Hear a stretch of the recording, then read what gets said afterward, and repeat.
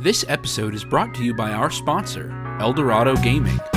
Eldorado Gaming is your site for gifts and gaming accessories like dice, playmats, and other items to bling out your games. Use the promo code META for 10% off your order. Find us on YouTube at Eldorado Gaming TX or our home site at eldoradogaming.com. Here at My Mythical Meta, we talk about gaming with friends and strangers, resolving conflicts, and keeping game nights fun, interesting, and recurring. Our game of choice is Magic the Gathering, but our hope is that what we share is relevant for board gamers, RPG groups, video gamers, and maybe even your poker night. I'm Travis, and with my brother Benjamin and my friends Derek and Randy, we've been playing Magic together since 2014. The secret to a healthy meta is not in the game you play, it's being good friends. Subscribe to My Mythical Meta, presented by Eldorado Gaming, wherever you get your podcasts. Welcome back to My Mythical Meta, sponsored by Eldorado Gaming. My name is Travis, and I'm joined this week by the entire My Mythical Meta crew. We've got Benjamin. Hello. We've got Derek. Hey. We've got Randy.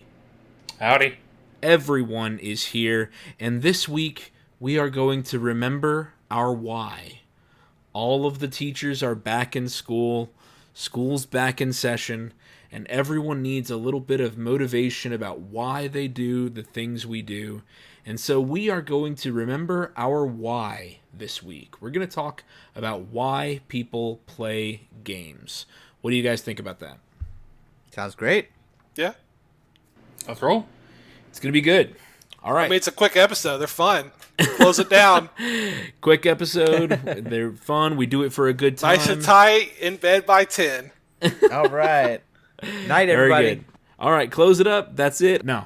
So there are lots of reasons why people play games, and a lot of them will overlap, but then you will find people with differing reasons about why they join, about why they come together. That's what we're going to talk about today, is all the different reasons why people play. And because we're remembering our why, Travis, why are we asking about our why? Why does this matter? When we look inward and we do a little introspection, we can make moves toward maximizing our own joy. You know, Marie Kondo had that show Tidying Up, and it's about eliminating what does not spark joy for you and keeping the things that do spark joy. If you know what you like, then that means you can make decisions that reduce your risk of disappointment. You can avoid things that you already know ahead of time won't bring you joy. And then, once you know yourself, you discuss your preferences with your entire meta, with all of the other people that you normally play games with. And then you find the cross-section where your interests intersect. When you and your friends find joy in the same things, that's where you go to pick your games and pick your activities for things that your group will like. Love it. Let's dive in. That's the point here, is you can contribute to a healthy meta by knowing yourself, by looking inward and seeing what you really enjoy. No one wants a grouch at the game table. So if you're going to be grumpy and not having fun with the game they're playing, then nobody's going to want you there. Can I throw one more thing in there? Yeah. You did mention finding out other people's why and what they're into so that y'all can have a game that overlaps. This also helps you, if you know what your friends like, why they play games. This helps you find the right games to teach them and how to teach them. And we had an episode about that. If you have not listened to that episode, I recommend going back and listening to how to teach your game. But this is a good place to start, is knowing why your friends play games. That will help you reach them and spark their interest. Every episode we've had so far has discussed the idea of actually being friends with the people you're playing games with. You should know them, and you should get to know them and their interests and their preferences. Once you've done this inner look about why you enjoy games, make sure to listen and adjust and compromise when your friends tell you why they like certain games or why they like to play games together. Randy is going to kick us off with number one. Our first reason for why we play games is to spend time with friends. Randy, tell us about this motivation for game playing. I mean, that's been my main motivation for probably most of my life. That's the reason why I got into Magic. I got into Magic because I enjoyed hanging out with y'all. That's what y'all were doing. So I was like, well, I'll adopt this. And, since then, it's grown. I play for my own reasons now as well. But it's also one of those things, like, if we stopped playing, I would just stop playing if y'all weren't part of it. I have no urge to go play with random people in this particular game. Other things maybe, but for this, it's about the social aspect for me and getting to spend time with y'all. And, just kind of catch up and get some canes. Yeah, absolutely. Usually before we play, we meet at Raising Cane's for dinner. Not a sponsor. Not a sponsor. Can be. Not yet. Just a cool But product. I'd be happy. Listen, I'll do anything. Reach out to us. Post Malone. Give me a call. Happy to set up a deal there. Yeah, a lot of people will spend time with their friends regardless. And so games are just a vehicle for that. And there's a whole class of games that do this. Party games. Cards Against Humanity, Cranium, Monikers. These are all games where if you weren't playing them, you would probably still be sitting around laughing anyway. It's just a way to structure the time that a group spends together. Now, role-playing games and other games can, of course, fill this niche too. Just about all games can do this. They facilitate the time you spend together. Is there a lot to talk about in this category? That people play games in order to spend time with friends and catch up? I don't know if there's a lot to talk about as far as expanding on the premise, but I think it's first in our outline because it's the most important, I think. Absolutely, yeah. If we're a podcast about gaming and friendship, then we play games to spend times with friends. We do it with family. I think we mentioned that in our episode about gaming and who we are. We talked about being a gaming family. It's how our family chose to experience each other and find joy together and build relationship. So spending time with friends is easy and easy to gloss over, but even though we're going to spend a lot more time talking about other things and other reasons people play games, I think it always comes back to this one because games were created in the beginning so that people could spend time with each other. Right? That's the whole purpose. Yeah, that makes total sense. That the whole reason we're talking about this is to make sure that the time you spend with friends is spent in the best way so that everyone is getting enjoyment from it. Not just, like I've said many times, we don't hold our friends hostage so that we can enjoy a game. We want everybody to have fun. Okay, the next category that I put, and I think Benjamin, you, and Derek, you too, will probably find a lot to latch onto here. We play games to exercise our mind, to feel challenged or to feel like we've unlocked something or to solve a puzzle. And Derek, I listed escape rooms and murder mysteries and puzzles here especially for you.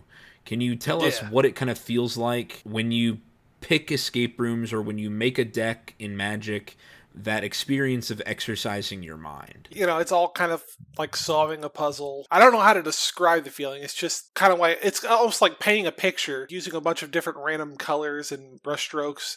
And then by the time you're finished, you've got this beautiful piece of artwork. You're like, wow, I did this. I created this piece of art, or I've solved this, complicated puzzle that, other people may not, it just makes me feel good, makes me feel smart, that kind of stuff. That's how I feel after I make a Magic deck that I'm really proud of.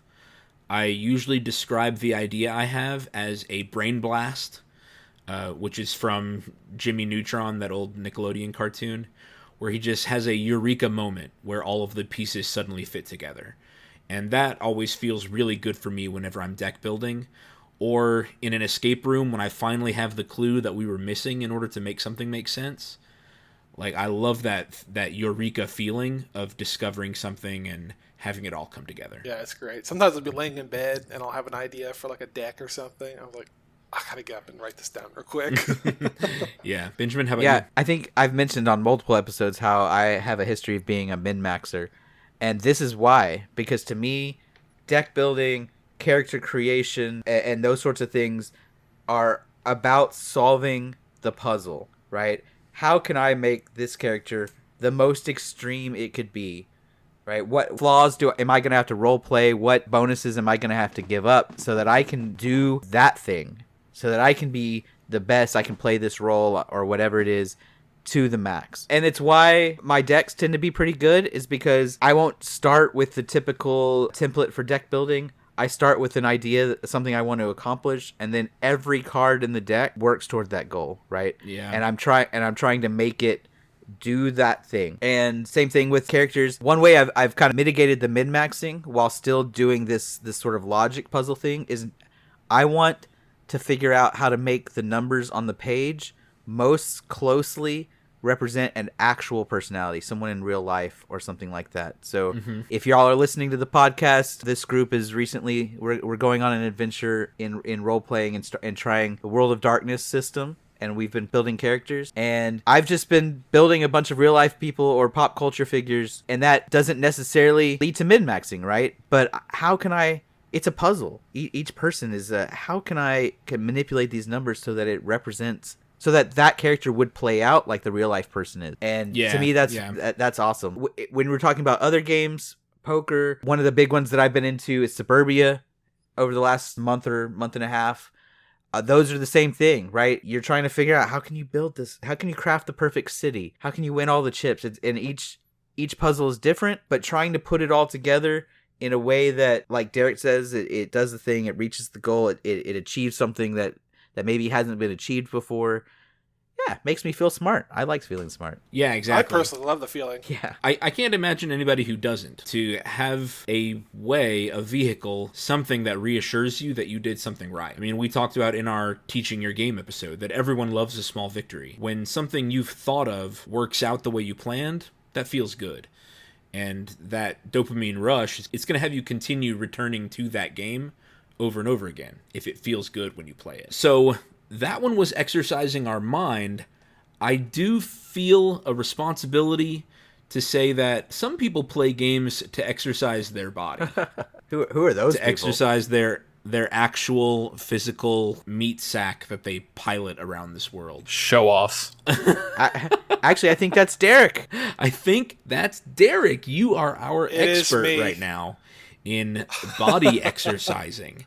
Tell us about why you are enjoying pickleball. This is why we couldn't record tomorrow and we had to record today. Tuesdays for pickleball, baby. I don't know. It's just like so much fun. Well, on one hand, I am spending time with friends and family playing, and it just feels good. Like I'm bettering myself. I feel I'm having fun playing, but it's also making my body faster, it's stronger while having fun. I've been to gyms and I've worked out in weights. It's always so boring. I never stick with it because I'm just like, oh boy, let me lift this weight over and over and over and then go home and do it again tomorrow. But this one, the first time we played, I was, huffing and puffing, just dying, laying down, all that stuff.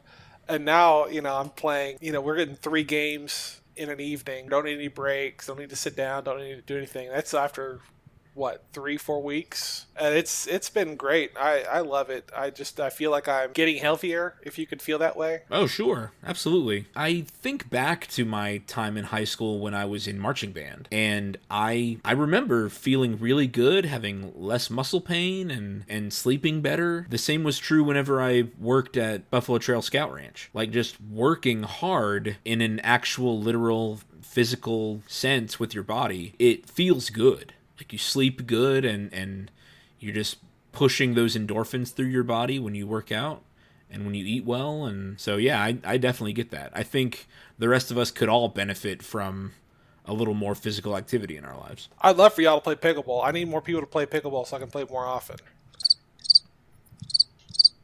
I wish I should insert a cricket sound effect there. That's what I was about to add. I was like, man, if you had Let's that, not all that jump to soundboard. it. Let's not all jump to it. I actually played yesterday, and last night and today I'm like super sore.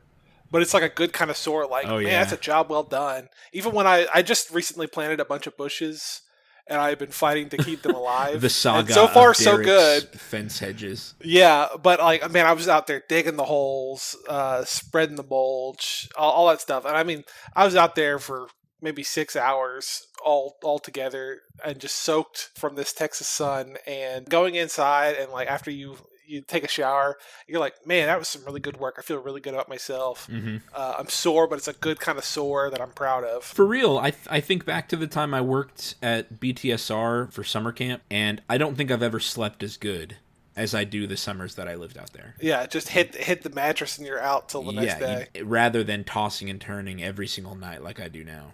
I think exercise would do us all a lot of good. So if you're listening, don't completely neglect your body. Consider finding a game that can help you exercise your body too. Maybe, Randy, you should get into carpentry and start making, your dioramas and terrains and stuff. Well, as the only one that's here that doesn't have a house, that's easier said than done. So I'll get into carpentry with just you. get a storage unit. Oh, pay more money?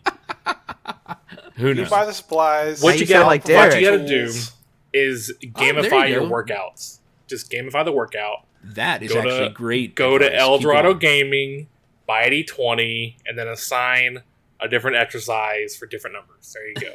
Gamify it. So every day you get home, you roll it. I gotta go for a 5-mile bike ride. All right, saddle up. That is a very self-serving idea, which I support wholeheartedly. Go to eldoradogaming.com. Find something that works out well for you. But there are apps that can gamify your workouts for you, which I think is a reason why, in addition to being a cult, I think that's why Peloton is so successful. Like, obviously they're going to get you because of all the cult strategies, but it gamifies and tracks your physical. Oh, okay, here's a better example. Pokemon Go. Yes. Can phenomenon. gamify your exercise. All of the walking around and all of the moving around your community you're doing, well, now there's a purpose and a goal for it each time, and the number of steps you're getting is mattering in a different way, so it's tricking your brain into giving you a reason to do those things. There's also like free things online you can do for like RPG your life kind of things, and it's just another way to gamify working out. Or even like setting goals, keeping track of like your personal stats. That sounds fun. I should try to find one of those. So don't neglect your body. Find a way to get some more exercise in, and that is certainly a reason for gaming. And guys, it should go without saying, but of course, any other organized sport like baseball, football, basketball, all of those people are playing the game to feel good about their body and the strength they've gained from doing it. It's not what we do, but whatever works for some people, whatever floats their boat. Anybody want to add anything to that category? I wish I could go and live that summer that Pokemon Go came out. Just relive that. That was a lot of fun. Yeah, it was crazy. That was like the best of humanity. I was everyone doing tons of walking around my neighborhood for that. I miss mean, it. Pokemon Go's still up. It's still popular. Anybody can get back into it. But I think it's like It's really not too late. pay to win now. I wouldn't say I so. have heard that, yeah. A lot of microtransactions. I think there's a lot of microtransactions, but it's more like if you don't live somewhere where you can get like a continuous flow of Pokestop spins and get your daily Pokeballs and stuff like that, that's when you need to bust out the old credit card. Man, when I lived in Houston, I lived in such a good spot for Pokemon Go. So it's cool that we got to Pokemon because my next category was to express ourselves and our creativity. Yes. And Pokemon was one of the first, it might have been the first video game I ever played. I remember being in the 3rd grade, getting a Game Boy and Pokemon Red. And all of those creatures, I don't know why it is, but I feel emotionally connected to some and not to others. And then other people out there feel the same way about different Pokemon. So we express ourselves and our creativity through the games we play. Randy, what do you want to... Let's have you start us off for this one. Yeah, I mean, I use, like in terms of Magic, I think when I'm deck building, I try to find something that's unique. Not in the same way that like Benjamin does with like puzzles. I sometimes try to find like odd combinations in terms of like, oh, well, this is like a type that you don't see very often, like shrines. Yeah. I had an idea to do a shrine deck for a long time, and then they made a shrine commander, and everyone hopped on that bandwagon. But I like to find... I didn't believe in it, and he proved me wrong. Yeah. Man, I didn't believe in it either, and that deck is a truck. Yeah. And then also through playing games that have miniatures, getting to pick which miniature you want to either represent yourself or the army you're piloting, for like Warhammer. Yeah, you could follow the box instructions, but I think it's fun to make everything different, and you can really pick the colors you want. You can give this character a backstory if you want on like why he has this weapon of this color or, whatever. And I think, painting minis for a game is a good way to express your creativity and yourself. I totally agree. You were mentioning how you can change. You don't have to follow the box's painting instructions for your miniatures. And when you said that, I just started grinning ear to ear because I can look on my shelf at my great unclean one, who's just a big, flabby, disease-ridden demon, and mine does not look like the box at all. The colors on his sword are different. The colors of his intestines dripping from his oozy pustules are all different from the box, and it was just a really neat experience painting that. So yeah, I definitely feel the same way. I've really enjoyed watching. There's some people that I watch on like Instagram to further customize. They'll even take the miniature, cut it in half or do something with it to make it look more damaged. There's a guy on there online somewhere. I can't remember what his name is right now, but he does stuff where it looks like characters have been like cut in half by like plasma swords. So their armor is like glowing white hot at the cut line, or they'll have like a piece of their arm taken off by like a blaster bolt, that exploded it, but it's all like really white hot looking at that center point. And then he does a really good job. And it's like, no, that's not how it's supposed to be, but really getting to express a story, that you just kind of pull out of your mind, and it's really cool stuff. Yeah. Derek, I always liked how whenever we played Pokemon, the way that you would come up with nicknames for your guys. Yeah. You would name them after like mythological figures or monsters or stuff like that, which is a way to show your creativity and the things you're interested in through your Pokemon team. Yeah. And it's even funnier because because we had played that around the same time like all the Transformers movies came out. Oh yeah. And a lot of my Pokemon would end up having the same names as some Transformers, like Rampage or I don't know, other kind of stuff like that. I can't remember any of them anymore. Oh, I have a lot. I have like Warp Speed, Doomsday, just a bunch of nicknames that sound like Transformer Autobots. Yeah. Benjamin, anything you want to add here about expressing ourselves and our creativity through a game? Yeah, this is actually the number one reason I play games these days. Yeah, the mind exercise is great and all, but once you have decided, maybe you've solved enough puzzles or whatever, but sometimes I just want to tell the story like y'all were saying. And that's one of the reasons that we actually started Eldorado Gaming, is because through the desire to express myself, I kind of became a dice goblin.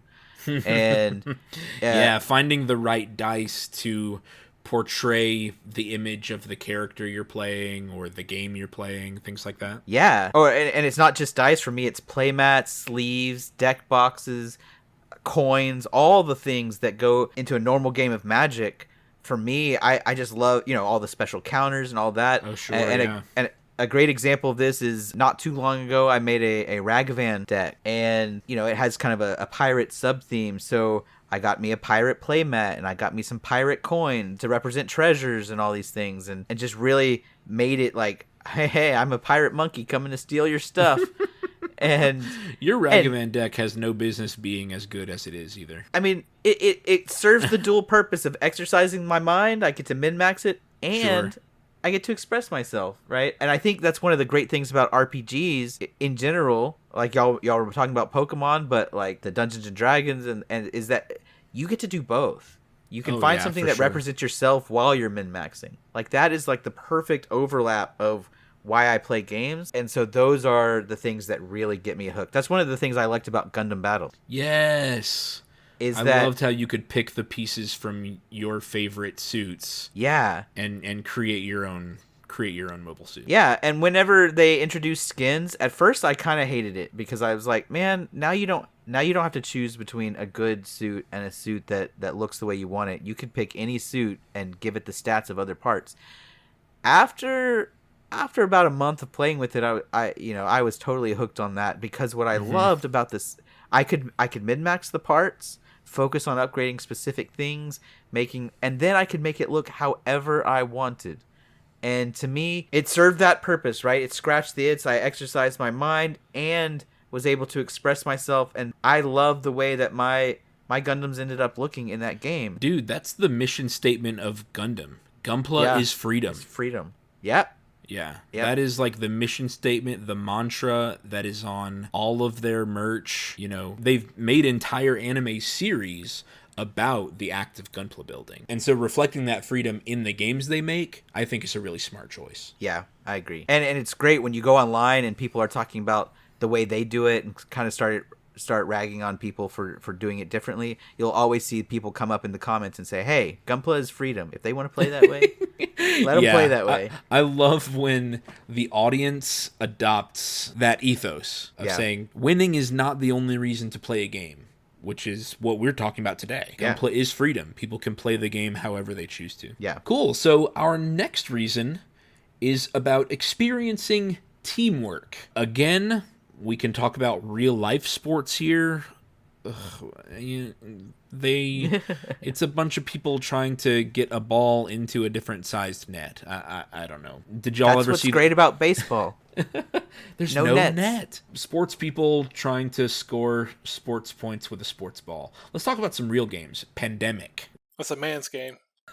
Exactly. This is a game that is so well thought out. I wanted to make sure to bring it up in this week's episode because every person has a role to play and it's impossible to win the game alone. That's one of my favorites. What teamwork games do you guys want to talk about? I mean, if we're talking about games, Baldur's Gate 3 has co-op, and it's a lot of fun. Are you co-oping with anybody? I was the first day. I've been trying to... I want to experience the whole story and then goof off with friends. Oh, okay. Is the co-op in Baldur's Gate 3 like Divinity, where you have to start a game together? Or can people just drop in and drop out? People can drop in and drop out at any time, Ooh. but if you want a brand... It's like if you want your own unique character, you have to do that at character creation at the start of the game. Okay. Huh, okay. But if I started up, you guys could join as the NPCs and just play as those guys. Ooh, that's cool. exciting. Yeah. That's really neat. That I could just come in and be Astarion for a while. Yeah. That's awesome. I didn't know that was a feature. There's this really great co-op game called Kill Shakespeare. Boo. I think Kristen's played that before, or maybe I've heard of it or something. I don't Derek, know. we tried to play it and it was awful. Remember? Oh, is that what that was? That board game that's like 3 hours for round one? Yeah. That's right. You weren't there when we That's what it recorded that was. episode. Yeah. My God, Yeah. Kill Shakespeare is awful. I knew it triggered something in my brain. Yeah. You had blocked it out. Your tadpole Yeah. started reacting. Yeah. Oh, Authority. what was that? A command But of it- presence. On a more serious note, I have this really cool game called Legends of Andor. Yeah, that's cool. That is a cool game because me and Kristen and you and Sarah played it. Yeah. That Star Wars? No, it long before I ever heard of Andor and Star Wars. Yeah, it, Oh, it okay. was long before Andor came out. But it's called Legends of Andor, and it's like playing a D&D game, except it's a You've board got your game, warrior, and, your each wizard. person is assigned a role. So you have a role Oh, card, okay. and then you do those roles and take action throughout the country of Andor, or the forest, or the caves, or whatever mission you're playing. Yeah, and you try to defend the castle or defeat the dragon or stop the rampaging wolves or whatever the story is. There's like 6 or 7 different missions that Yeah. you can undertake that each have goals, but in order to win, everyone's got to level up, get the right gear, get the defeat a certain number of monsters, etc. And it's actually kind of hard, and everyone needs to kind of be on their toes to make it work. Because I think we played that game, 3 times? Yeah. Is that how many times we played it? And I mean, I've played it a lot, so okay. Well, with us. yeah. With I don't with remember. us it was 3. But every game kind of came down to the wire. You had to play tight. It was fun. Yeah. In order to beat the board, which is what Pandemic and Marvel Legendary, there's a whole class of games like this where the board does things on its own, the game does things, and then all of the players have to work together against it. I really want to try out that Cthulhu Death May Die game. Ooh, yeah. Yeah. That sounds fun. I Obviously, don't know anything about because it. of all of its miniatures, which I've talked about before, that's something that gets me into games. But it is another cooperative game like that, where the board acts on its own, and you have to you and your teammates have to work together. Yeah, there's another So I one really called wanna try that War of out. the Ring. War of the Ring. If y'all have y'all played that? Is that Lord of the Rings? Yeah, it's Lord of the Rings, and you're trying to get the ring to Mordor, and you go through all the different stuff, but things are constantly attacking you. You get characters from the movie or from the books, and then you have to sometimes spend them. Players can die, all this stuff. I don't know that I've ever actually won a game of War of the Ring, which makes Do you sense. have it, kind of or have you only played it no, elsewhere? no. I've only played it elsewhere, but I there was a time where we played it a lot. But the thing is, the game represents exactly how hard it is to actually succeed, Mhm. and so most games you lose. Dang. Yeah, there's another class Before we of do game- that, you mentioned Lord of the Rings, and my brain kind of fuzzed out after last weekend. Yeah, So, listeners, last weekend was my birthday, and for my birthday, it was me and these 3 guys, and then some family members and my 1-year-old daughter. But we decided to hunker down and watch all 3 extended versions of the Lord of the Rings trilogy. We had a whole smorgasbord of Middle-earth themed food. I told everybody that the theme was to make sure you've eaten something every 2 hours. Just be full and happy like hobbits as we watch the story. But ever since then, like, I've tried to get back to reading the book too, since that's why I wanted to watch the movies in the first place. And it just kind of statics out. I think I'm on Lord of the Rings overload. yeah. It's been I dreamt about it that night. Yeah. I dreamt about it Sunday night. I've been thinking about it. I've been beat over the head with Lord of the Rings, and I love it. Didn't you say you wanted to make a couple of magic decks with them? Yeah, I think it would be really fun Yeah. to make some. I was actually on EDH Rec looking at possible commanders. Yeah. That could be fun. Okay, sorry to interrupt. Go ahead, Benjamin. Yeah, no problem. You mentioned these beat the board. There's a similar class of games where it's Arch Enemy, where it's 3-on-1. Mm-hmm. Pandemic has a version of that with the bioterrorist. That's right. I think I've mentioned a game in a previous episode called Fury of Dracula. There's I love Last Night on Earth. Mm-hmm. Yeah. I love being the zombie player.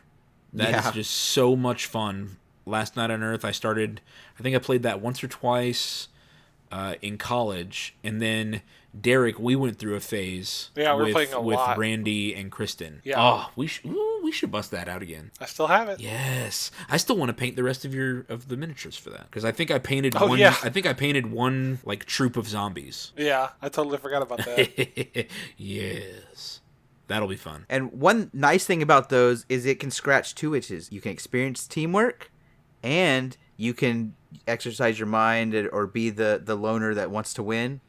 And different people can experience that same game in different ways, so you can reach across, oh, you play for teamwork but you don't really like teamwork, have I got the game for you. Mm-hmm. Absolutely. That one person who doesn't care to be on a team with other people, you can say, listen, this is a game where we can all have what we want, because you can be the arch enemy and the rest of us can, fight the man. Yeah. Those games usually lend themselves really well to the next item. Some people play games to experience the story of the game. We talked about this in our Teaching Your Game episode 5, that a lot of games come with a story along with them. Some type of overarching theme or set of events that tells a story. I don't know how else to say it. So Magic, of course, does this.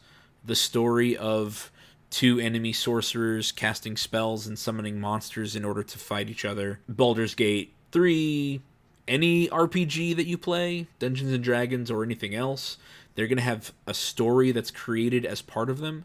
But then, playing Last Night on Earth is going to have a story that plays out through the course of the game. Oh, the zombies did this, and then they crawled through the window and got them there, and then they came up under the ground, and there was nothing anybody could do.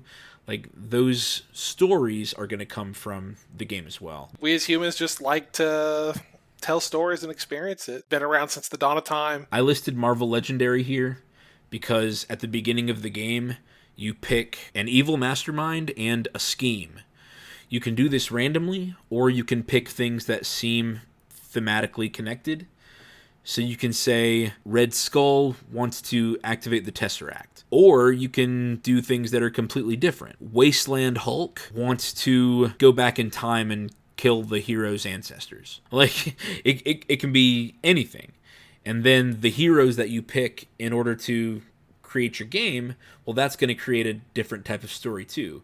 You know, what if it's Wasteland Hulk going back in time to kill the hero's ancestors, and it's the X-Men who have to solve the problem? And you can kind of do that in any way you want. I listed Blood Bowl. Randy, you and I have literally played one game of Blood Bowl, but I understood in that game why people like sports.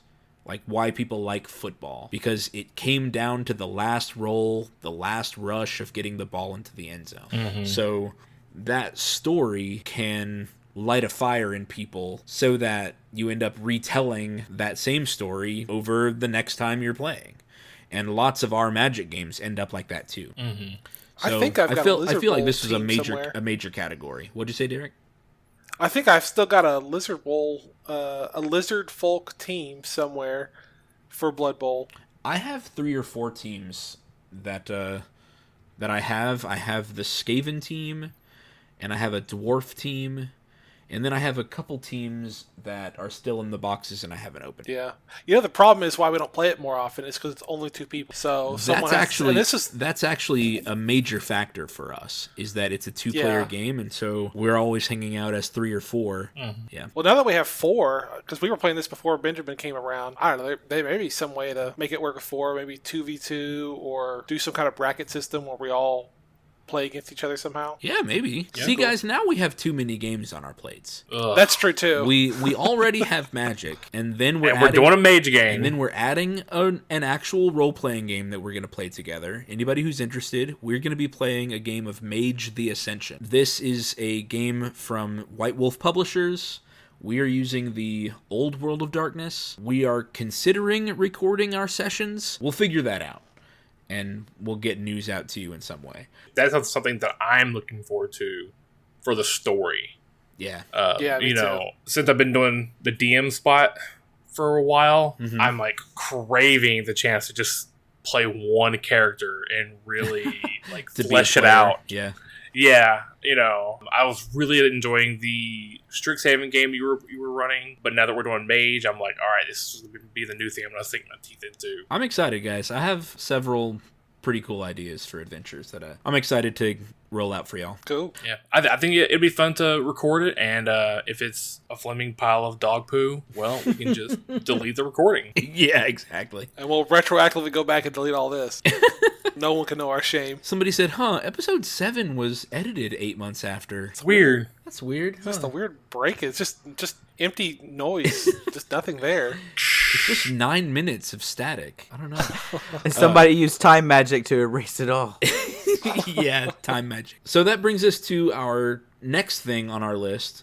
Some people play games to admire game design. I mentioned last episode that I actually bought a book that treats Magic the Gathering like almost like a college course that breaks it down to certain competitive concepts like card advantage, you know, who's the beatdown, who's playing defense, and just like the value of a card in reference to the value of a scry and all sorts of stuff like that. It is really fun sometimes to see how a game has decided to represent a concept. There are several games that I listed here. Magic is obviously one. I think we all have an appreciation for Magic's design. I listed Pandemic. The Pandemic label has been put onto lots of different games. There is a Pandemic Fall of Rome. There is a Star Wars Clone Wars that's based off of the Pandemic system. And of course, there are lots of different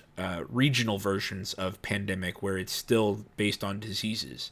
I have Pandemic Iberia. Benjamin and I and our wives have played Pandemic Legacy. So the design of Pandemic has been honed to such a science that it's just a template that you can put onto other things. I included the game Scythe because it's a worker placement game where you have a select number of actions per turn, and each action you take needs to work towards the greater whole, and you're trying to make your nation or your clan reach its final goals through a whole set of options. And Agricola is like this too. So that is certainly a reason why I play games. And usually after my first play of a game, I'll sit back and I'll go, wow, it's really cool how that game captured this feeling. Or how you can still catch up when you're behind because of this mechanic. I was thinking of Terraforming Mars whenever I thought of that comment. I've only played Terraforming Mars 2 or 3 times. But even so, I can say, yes, you need energy, and that energy has to create these other resources, and you have to ration it out in a way that fits your end goals to gain victory points and win. Anybody want to add anything here about admiring game design? Benjamin, Yeah. I put Imperial on the list here for you. Yeah, I saw that because I was just about to mention Imperial. Imperial is not necessarily the greatest game ever, but I love how they took a concept of investing in countries and controlling, not being in it for the country, not being the country's leader, but being, the puppet master behind the scenes, controlling these countries for your own benefit. And I love how they put that into a game, and instead of your typical war games where you play a country and you smash against another country and you try to win. And the design of that game just gets me. I love it. I forgot to mention, but I was listening to the last episode, the one I missed, or I guess it's now 2 episodes ago, the one about teaching your game. Mm-hmm. And I was listening to Benjamin talk about Imperial. It sounds like fun. So if ever you want to play sometime, I'd be willing to try it. Okay. I Okay. could suffer through one more game. Yeah, Travis has had he had a bad experience last time we played where he invested in a country and made it really good. But the whole thing about... And then it was bought out from under me. Right, someone else paid more money and took Invested control. more, took control, and then I couldn't get it back. So somebody took all of my hard work and then benefited from it. Yeah, which reflects the possibilities when you're a billionaire warmonger. Right. But the design, I'll still appreciate the design of Imperial. I think it's done really well, and I bet if I played again, I'll just remember to be in it for myself and not for the country. Yeah. Yeah. It takes a different type of thinking, especially, and I think I mentioned this last episode too, when you grow up on a game like Risk, where the country's identity is the player's identity. But that's not the case in Imperial. You, the player, and the country have different goals. And ultimately, the one that determines victory is your own goal, not the country's. So, it was pretty cool. I think you would like it, Derek. Seems like it. I mean, I like playing Risk, Axis and Allies, when you have to manage your economy and Yeah. stuff. I mean, those are my bread and butter. I can imagine working at some kind of Illuminati shadow force. right. That's exactly could be what pretty Imperial fun. feels like. And even the box art for Imperial is like that. All of these shadowy figures around a table just playing because it's just a game to them. Yeah. There's only a couple left. This has come up in every episode too, but there's a class of people for it to admire artwork, craftsmanship, and lore. I mentioned Blood Rage in that episode, Warhammer 40k, these games with cool miniatures, these games with cool art. These are things that get people invested. And so I love to read up on the lore behind games. I'm one of those RPG players who will buy role-playing game books even if I never play it. So I have lots of lore books for World of Darkness games, despite the fact that I'm only going to play Mage of the Ascension with you guys, and I didn't play World of Darkness for probably 10 years.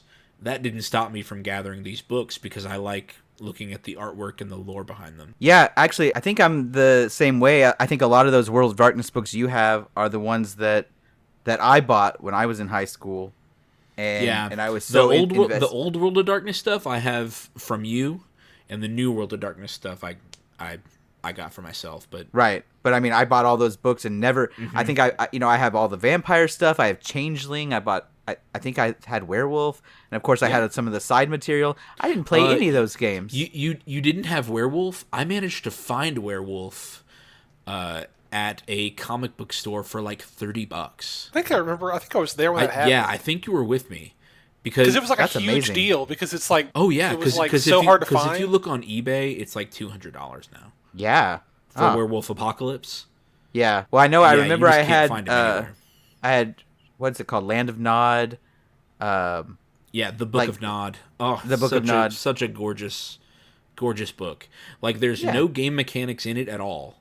It's just a collection of vampire poetry and stories. Yeah, really, and I bought. really cool.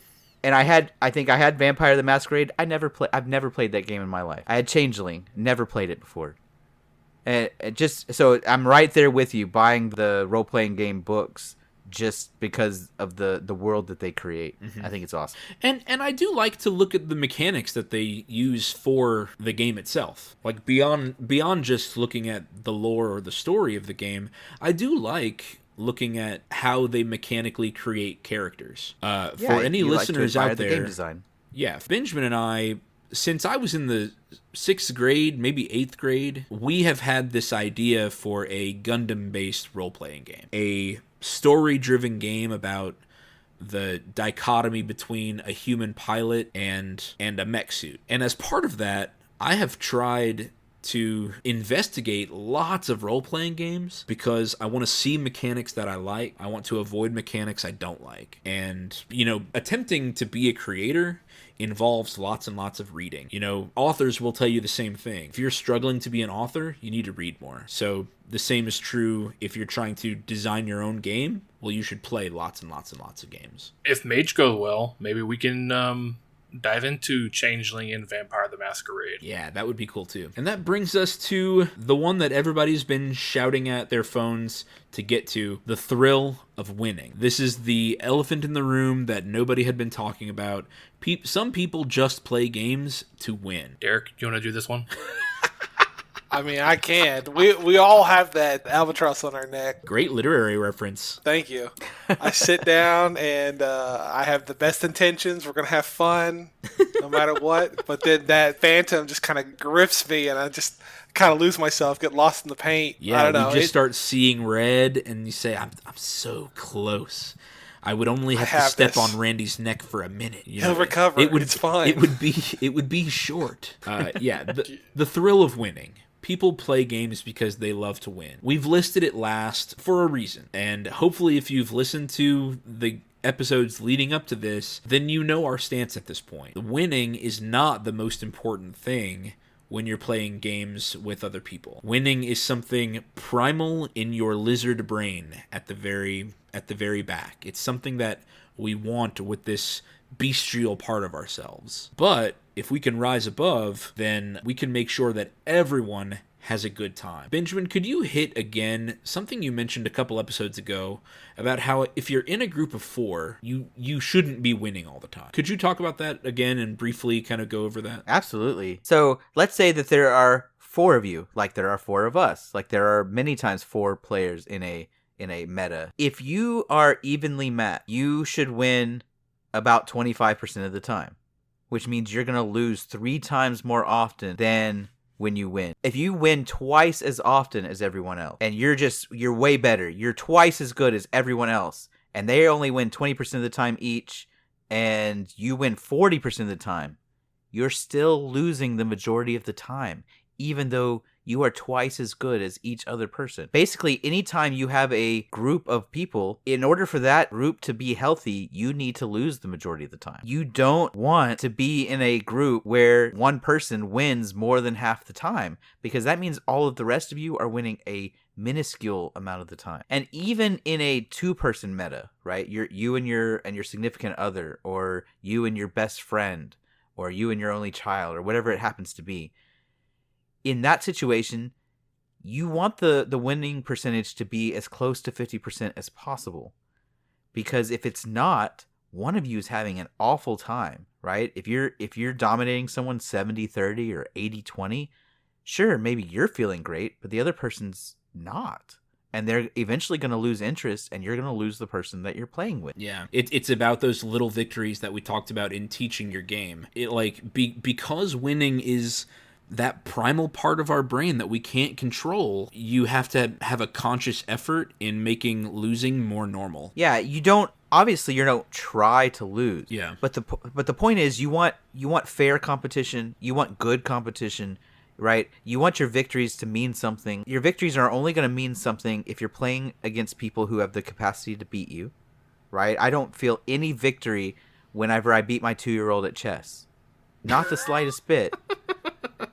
I didn't realize you were teaching Liliana already. I'm not. But...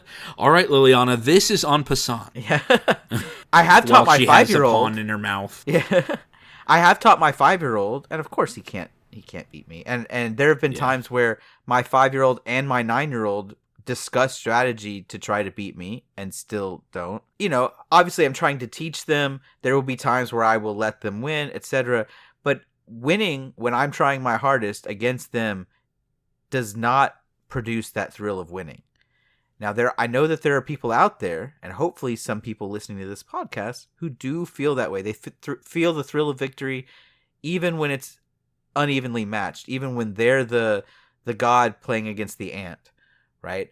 But and this is where what you came in to say, you need to change that perspective if you want a healthy, recurring, long-term gaming group, right? The thrill of victory, you need to start thinking of everything as I need to beat myself. I don't necessarily need to beat them. And cultivate a group where everyone wins close to the same amount of the time, not because you let them win, but because they got good. You know, you tell the scrubs to get good and then complain when they get good. No. They got good. Now you're all awesome. You know, go back to our rivalry episode if you want to see about iron sharpening iron. So I'm really glad you said that. Start looking at every gaming session as an investment into the next session. Like, that's one of our goals when we talk about a mythical meta, is we know that there's no end in sight to our gaming group. And so we're constantly investing into what we hope the next game ends up being like. And then every game ends up really good because it's just a constant feedback loop. I don't know. I thought it was important to mention that. Like we said, this matters.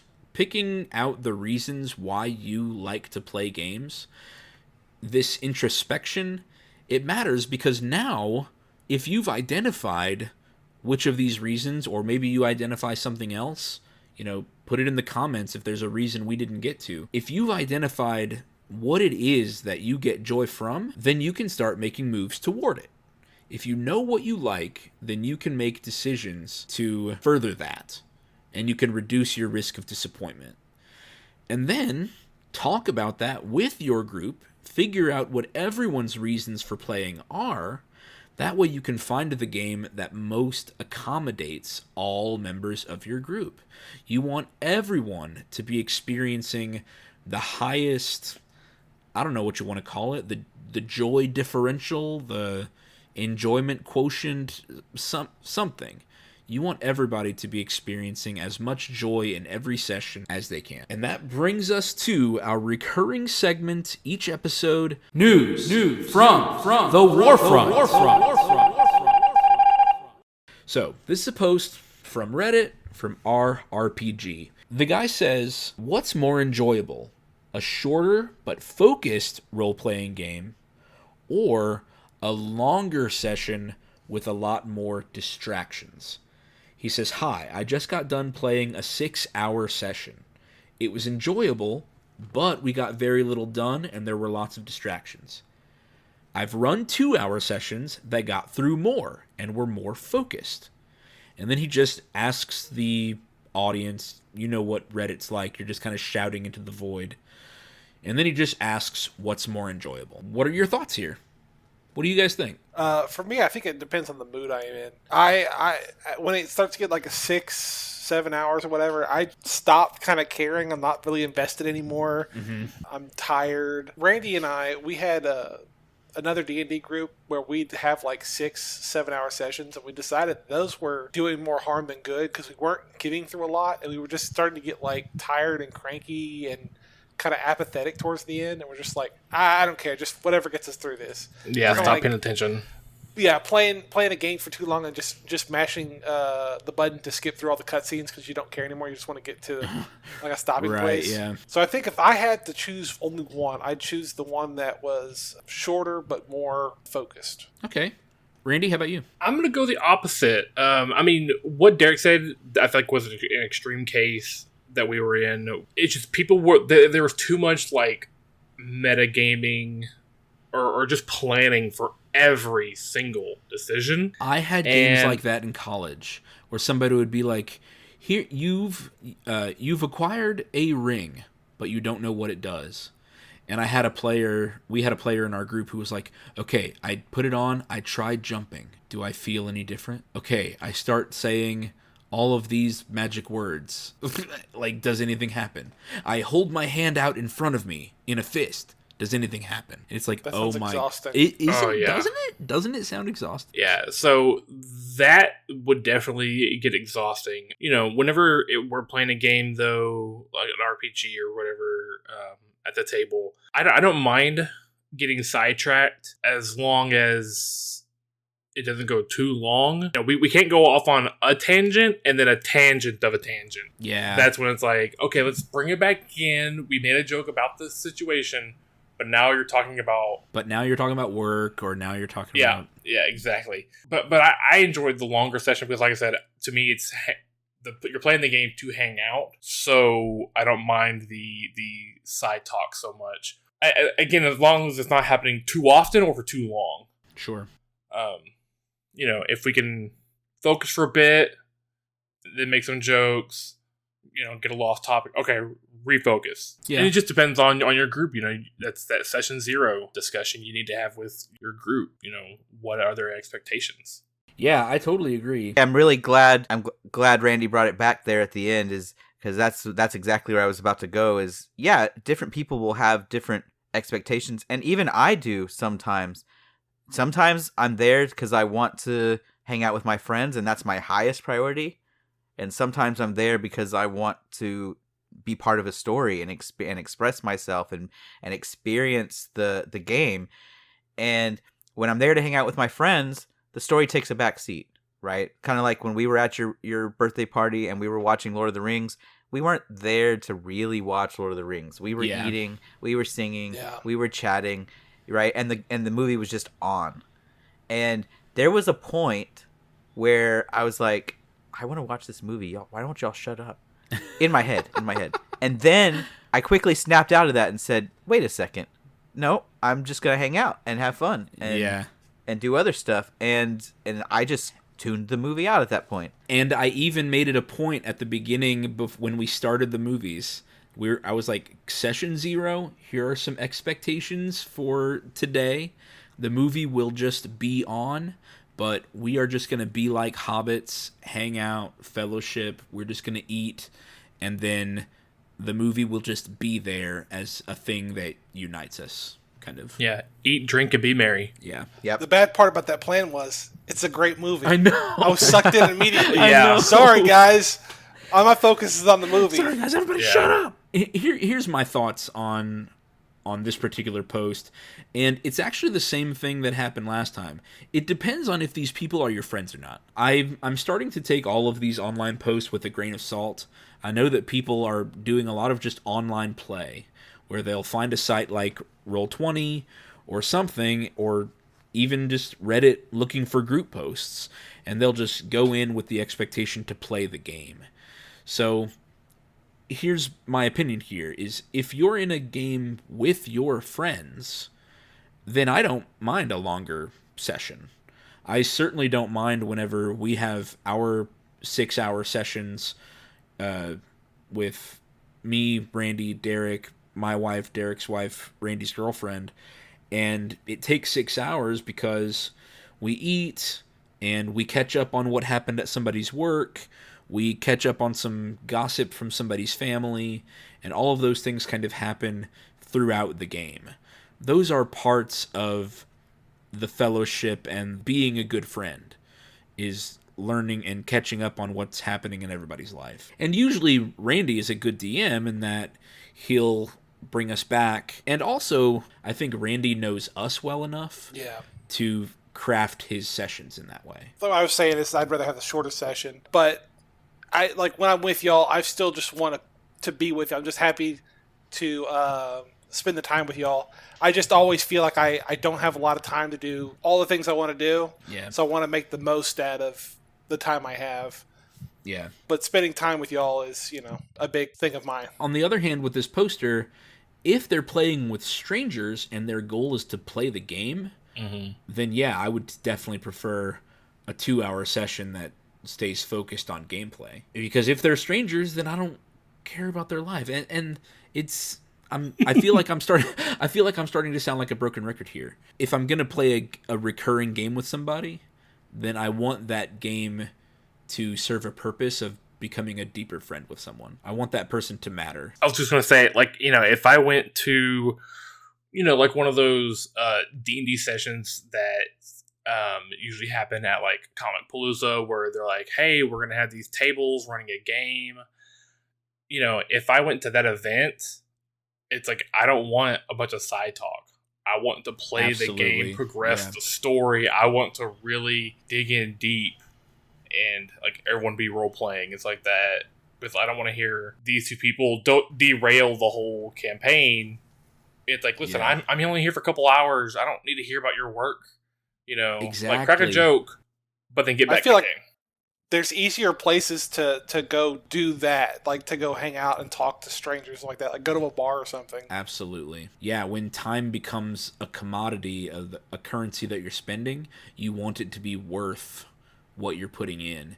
So in a situation like that, where if this is an hour-long session, and then we have to leave no matter what happens at the end of that hour, then yeah, I would absolutely want to be focused on the gameplay. So, I thought this was a good post because, like we've mentioned, the four of us are going to begin a game.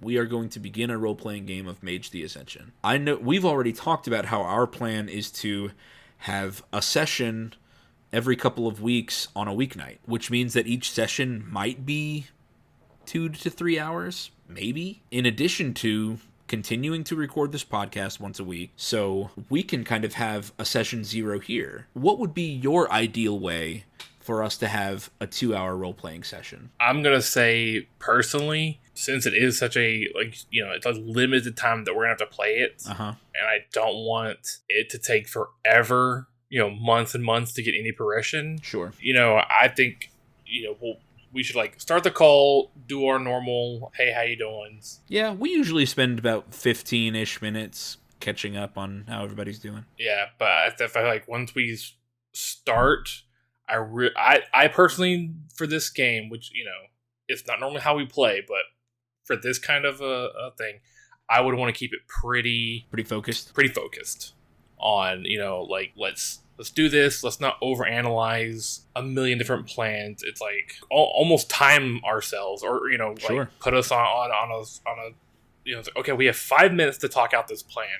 After that, we just need to do something. Yeah, because that would be awful. One, on our time, and also if we record it, the viewer's time. Yeah, that's interesting Absolutely. because I was really hoping for a more role playing centric game where it's more That's what about I the want too. story. Okay, just not.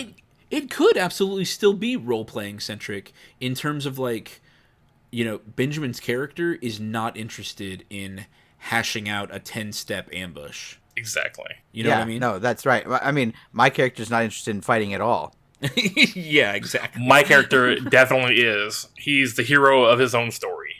I mean, that'll be great. I feel like we can Yeah, make a cool that'll be story fun. work for that. But there's also going to be tension Bunch where of idiots. This is going to be fun. I'm excited to do this experiment with you guys. yeah. It'll be fun. I'm looking forward to it. I was gonna say I have my character sheet and Randy's character sheet. I need to upload maybe tonight. Cool? Oh, I forgot it there. Sorry. That's all right. Yeah, just put it on that online form and stick it in our folder. This is going to be fun. I'm excited. Okay, with that, any final comments before we get to Benjamin's words of wisdom? All good here? Benjamin, good. take it away. Give us all an awakening. Okay, well, we spent today talking about all the various reasons why people play games. But this is a great time to step back and realize that everyone has different reasons for everything they do. Everyone's different.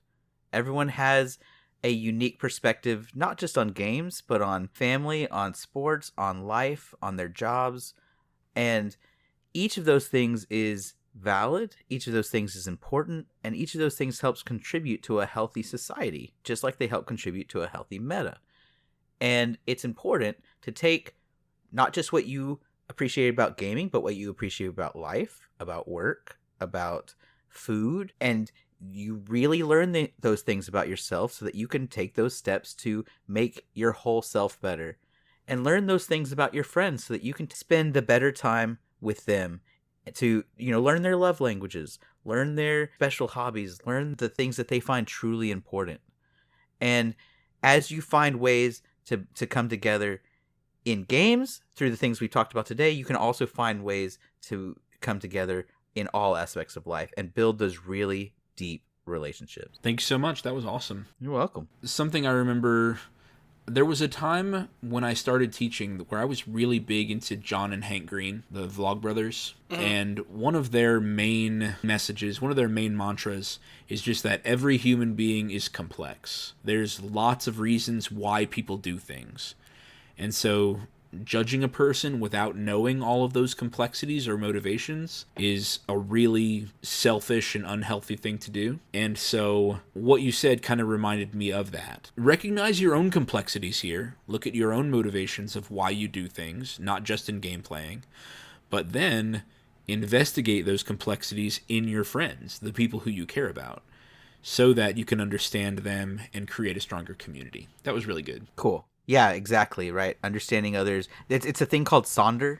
We can get into that another podcast, but everyone's living a life as complex as yours. And delving into that can really help you deepen those connections. Awesome. All right, audience, if you have specific questions that you want us here in the meta to address, you can send us direct messages to mymythicalmeta at eldoradogaming.com. You can, of course, comment on the YouTube or audio versions of our podcast, and we would be happy to address your issues here on the cast. Like I've said the past couple episodes, this is the ground floor. If you want to get in early, if you want us to know your names, if you want to say, I knew them when, now is the time. Reach out through email or comment. Also, please don't forget to like, comment, subscribe, rate, review, and share. If you have found anything we've said to be helpful or insightful, share it with somebody else. Invite them into your meta. We hope that your gaming group is always growing and improving as well. Thank you very much. Have a great night. Bye. Bye. Later. This episode was sponsored by Eldorado Gaming. Use the promo code META for 10% off your order. Please like, comment, subscribe, and share. This episode was edited by me, Travis Konishek, and our intro and outro music is by Tyler Heath of the Oh Hellos.